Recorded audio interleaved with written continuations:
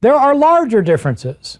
Did Jesus ever preach about his own identity, who he was? He doesn't in Matthew, Mark, and Luke, but that's all he preaches about in John. Is Jesus willing to do miracles to prove that what he says about himself is true? In Matthew, Mark, and Luke, he refuses to do any miraculous signs of his identity, and he rejects the doing of signs as a satanic temptation.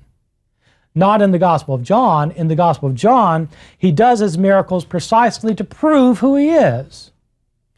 There's a wide range of discrepancies among the Gospels in details of their stories. Why are there these discrepancies? Because these Gospels represent accounts that had been written down based on oral traditions that were in circulation year after year. These Gospel writers heard the stories and they wrote them down the way they heard them. Or they read them and wrote them down the way they read them, or they changed them once they read them. Matthew and Luke used Mark and copied many of his stories, but changed many of the stories as well. These people were far less concerned with what we would think of as historical accuracy than with what we might call theological appropriateness. They were concerned with giving the theological message of who Jesus was based on the stories that they heard about him.